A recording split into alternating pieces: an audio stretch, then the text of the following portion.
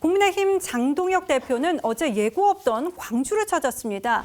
이 재선거 공세 국면에서 장윤기 사건과 보안 수사권으로 방향을 튼 걸까요? 이번 주제 키워드는 끝까지 간다로 뽑아봤습니다. 이 장윤기 사건을 항의하기 위해서 광주 경찰청을 찾은 장동혁 대표. 그런데 입구에서부터 막혔습니다.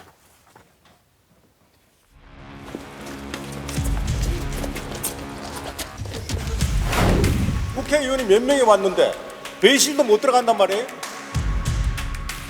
국회의원이에요. 개인 자격으로 온 것이 아니고. 야당 대표를 지금 로비에 세워두겠다는 거예요, 지금? 빨리 안내하세요. 총장님 어디 갔어요, 그리고? 아침에 전화했을 때만 해도 있었는데 어디 갔어요, 지금? 우리 오니까 도망간 거예요? 카메라는 저희가 아니라 저 두 분을 비춰야 될 것 같습니다. 저게 대한민국 경찰의 모습입니다.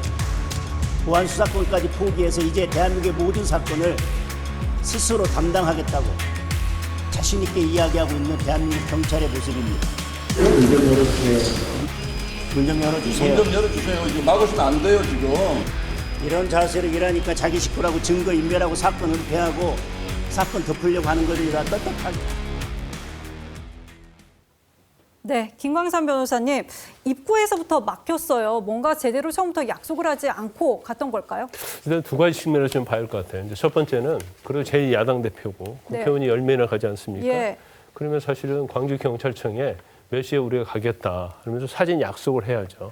왜냐하면 광주경찰청장이 외부 일정이 있을 수도 있고 또 외부 일정이 있다고 한다면 오겠다고 하면 사실은 취소하고 와서 지금 만나야죠. 지금 이 사건 자체가 굉장히 엄중한 사안 아닙니까? 예. 그런데 첫 번째는 장동혁 대표 측에서 좀 그런 것을 안 했던 것 같아요. 사전 약속을 안 했어요. 그러니까 이건 어떻게 보면 내부적으로 좀 시스템 미비다 이런 생각이 들고요. 예. 두 번째는 설사 사전 약속을 안 하고 갔다 하더라도 문 열어줘야 하는 거죠. 회의실 문 열어주고 거기서 기다릴 수 있는 거고 네. 외부 일정이 만약에 경찰청장이 있다 하더라도 그럼 바로 돌아와서 사실은 접견을 해야죠.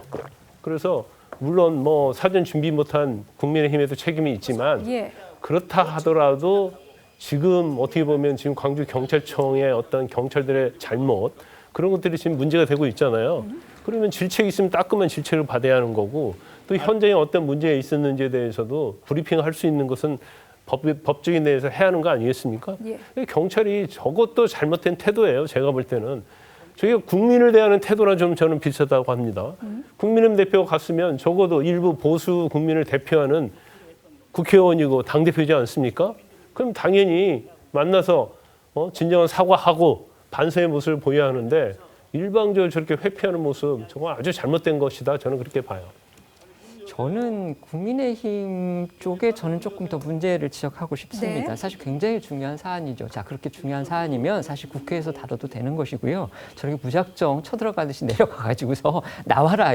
더군다나 지금 국회의원들이 더군다나 제1야당 대표 수뇌부도 있는데 지금 최고위원도 모습을 보이고 있는데 저 앞에서 가로막는 분들 제가 보니까 광주경찰서의 간부들 아닌 것 같거든요. 그 밑에서 신무진인 것 같은데 그분들 무슨 잘못 있다고 저렇게 소리를 지르고 윽박지릅니까? 아, 네. 근데 이게 지금 국민의힘뿐만이 아니고 민주당도요. 과거 야당할 때 똑같았어요. 국민의힘이 이전에 여당이고 민주당이 야당일 때 어떤 정치적인 현안이 생길 때 당시에 야당이었던 민주당도 그냥 쳐들어가는 거 많이 했습니다. 그때 당시에 국민의힘이 똑같이 그 민주당을 비난을 했습니다. 이거 아나무인이고 국회의 오만한 태도다. 결국 국민의 대표를 앞세운 일종의 힘과시다. 위력과시다. 이렇게 비판했는데 지금 자기들이 야당이 되니까 지금 똑같은 행동을 하고 있는 겁니다. 저는 정치권에 있는 분들, 국회의원이라는 분들 물론 국민의 대표니까 굉장히 중요한 자리죠. 예. 권위도 가져야죠. 그런데 그 권위가 존중을 받으려면 그거에 걸맞는 예의와 그다음에 상대방을 존중하는 자세도 필요하다고 생각을 하는데 지금 우리 정치권은요. 여야를 막론하고 그런 태도가 없습니다. 지금 저 국회의원들이 가서 이렇게 소리 지르는 거 저거 절대로 국민들이 좋게 안 볼 겁니다. 네, 보셨다시피 이렇게 광주행은 헛걸음이 됐는데 서영고 소장님 원래 광주를 가는 게 아니라 한석수 총리를 만나는 일정이었었잖아요. 일각에서는 그런 얘기를 하더라고요. 한석수 총리를 만나서 장윤기 사건 앞으로 어떻게 대응할 건지 그 공식 입장을 받아오는 게 낫다. 이런 지적도 있는데 어떻게 들으셨습니까? 그 장동혁 대표의 강경투쟁이 낳은 그 해프닝 같은데요. 예. 말씀하신 것처럼 야당 대표고 대한민국의 백성이 넘는 국회를 끌고 있는 사람입니다. 그래서 저는 뭐 전남 경찰청장의 저런 태도도 이해가 잘 안 가지만 장동영 대표가 왜 저런 행동을 했는지를 이해를 못 하겠어요. 예. 특히 저 문제는